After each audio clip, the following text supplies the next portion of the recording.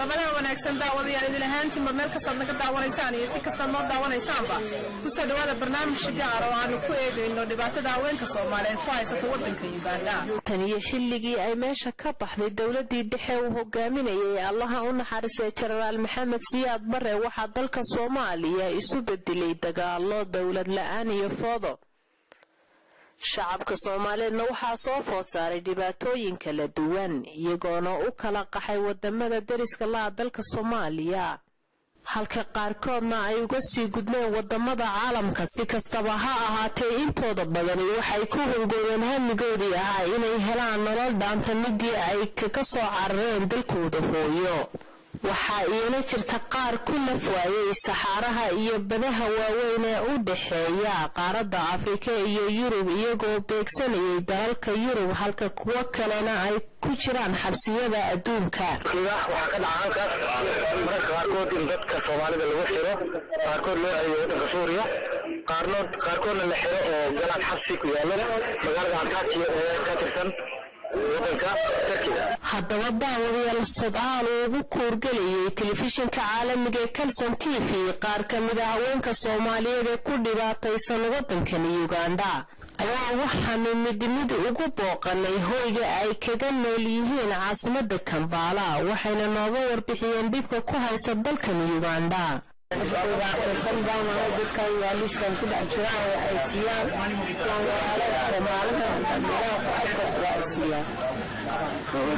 midna waa ay qabaa oo waa ay caawiyaa inta ay u qaliftay inaa u tago asaga imsa sanadin kan qabaa sidoo bilood waxa uu ma dhalin maya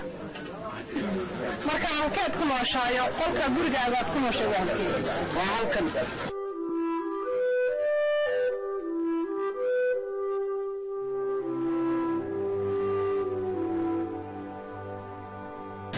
sidaad arkaysaan caasho waxa ku nooshay guriga oo waa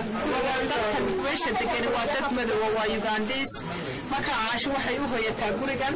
caasho waxaan wax ka weydiinay markay isguursanayeen cidii isu guurisay family-geeda iyo ku daray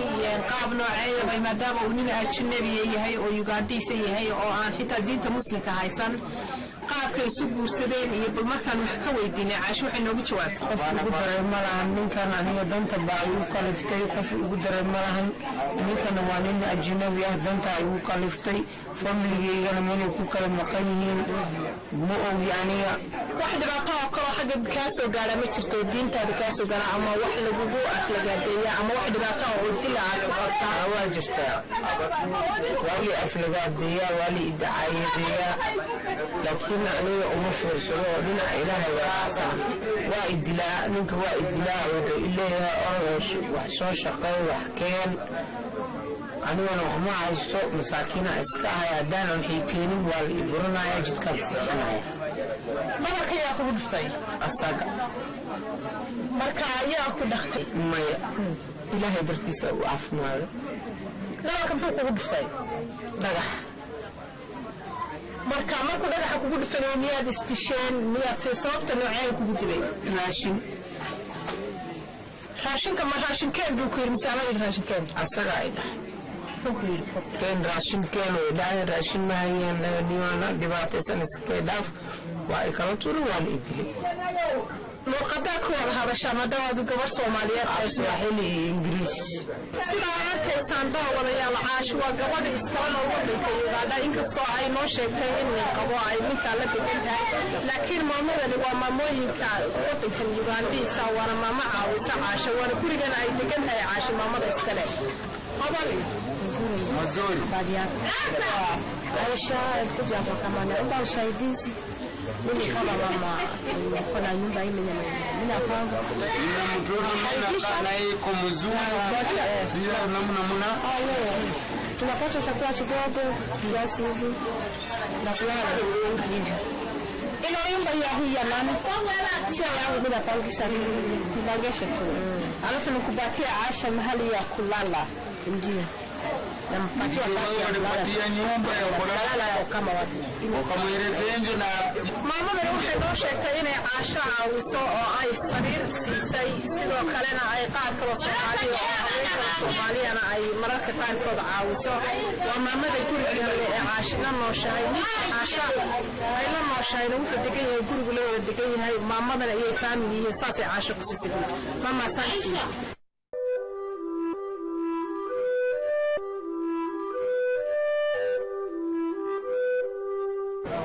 sidoo kale daawadayaal gabadhan waa gabar Soomaaliyeed oo Khadra Xirsi Maxamed oo ku nool wadanka Uganda oo kamid ah hablaha ku dhibaataysan wadanka Uganda Khadra ku soo dhawow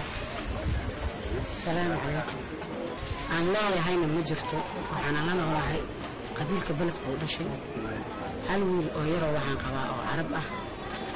waxaan ahaa xuntigii oo Yemen markuu burburka dhacay oo silatiiday madaxweynaha ayaan beledkan imaaday shan inaan ku noqdo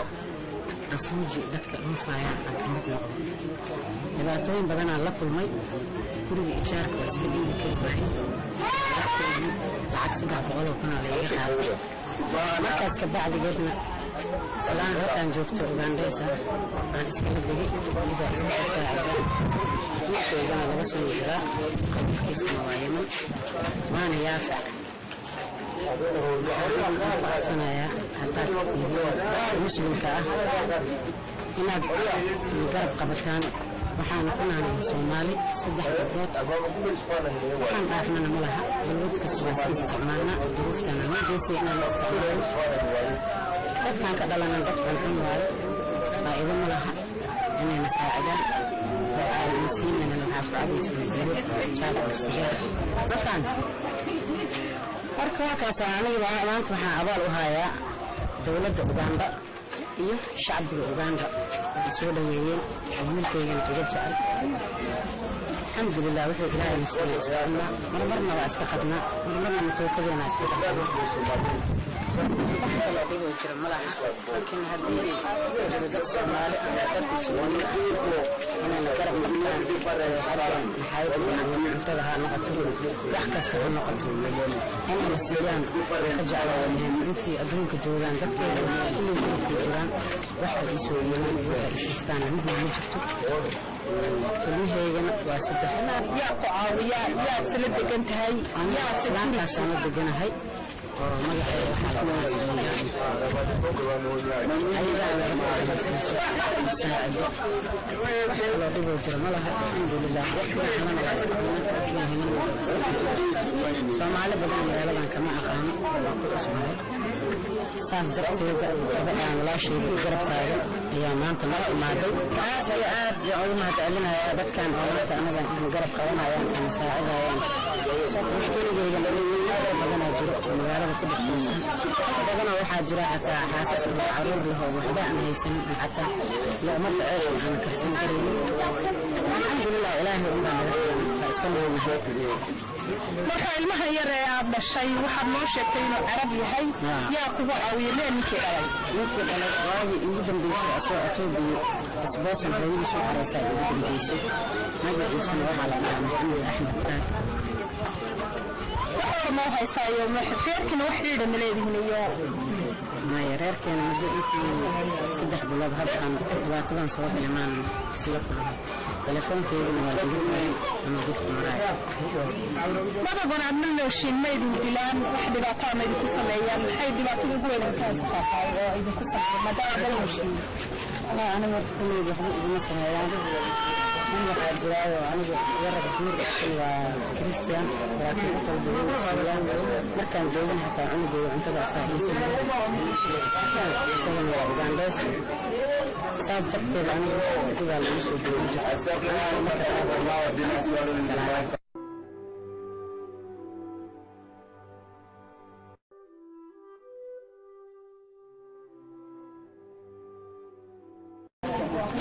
sidoo kale Naciimo Xasan Xaaji waa ablaha ku dhibaataysan wadanka Uganda waxay ka mid tahay dadka ku nool halkan iyo boqoshada ku nimid u soo booqday TV-ga caalamiga Kalsan TV Naciimo ku soo dhawaad Assalaamu calaykum calaykum assalaam waa fiicana hortaana magacayga nin odaydaan Xasan Xaaji meeshaan ku noolnahay marka dadkaana iskala noolnahay wayna caawiyaan wayna saacideeyaan cuntada iyo jiifka iyo wax kasta waxa u baahanaa wayna siiyaan waxa awoodooda iyo karaankooda ah marka Soomaali meesha ku dhibaataysanana markaan cibay dadka luqad nooceed ku wada hadashaan soomaali aan ku wada hadalnaa wax nacaawiyana ma jirto idna wax lama siiso Soomaalida nama caawiyaan wax lama soo diro meeshaan isla noolnahay salkaa doonaan ka timi Soomaaliya ka imid marka meel dhahan dhashay ka soo qaxnay magaalada Sokoya anaga iyo farq baan kala kulanay marka waa ka sagaal sano wadankeena moodaa mar hore inuu dambeysana marka meeshaan aan iska joognaa marka waa Soomaalida community-ga wadanka kuna miyana idin caawinayaan idin waxna ma jirto waxna caawinayaan ma jirto dadkan sideed isku barateen sideed ku heshaan idin caawiyaan sidee yaa idin keenay gabar baan noo keentay saaxiibadeena hadda xarada ku maqan iyadaana bartay saasaan markaas ugu joognaa gabadha saaxiibadeena idin bartay iyaduna ma noloshanay ku noolaan halkan ka waa badannahay gabdho badanaa iyadaana noloshaada nagula jirtaa nagula nolosha waxay sheegeen in dumarkan rag qabaan rag wadanka Uganda u dhashay ay caawiyaan oo qabaan adiga dadka warniyo ku qabaan miyad iska nooshahay nooceed ku nooshahay aniga wax min ah ma qabo kaliya aniga waa iskala noolaa ma ahana nan xataa aniga shaqas ku aniga nafteeda la go'aan intaan geenaa waxaan malaha wala iyo tan ay joogan dadbaad adeela nooli idoo hadii ku nool dadkii ku nool kan baarid nooli dhantaana kala kaxaysan ay arrin marka adiga ciyaalkana u xiriir maxaa dhaxeeyo oo isma aragtaan oo shaqo isku mid mar haddaan caawin karin maxaa sheegay marka ma bood baa haystaa ma waxaa haystaa gabar aan qaraabo ku dhanaa marka ciyaalka ay haysa ciyaalka laba waa lagu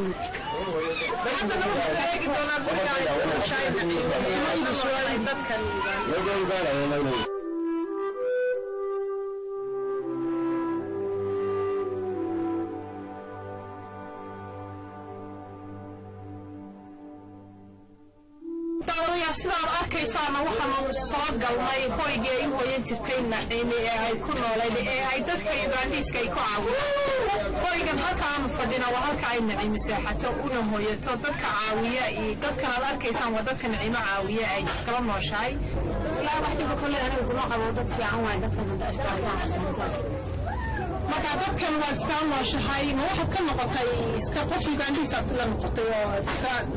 ma aniga Soomaali baan laakiin waa isbaranay dad waxaan sanahay maariifo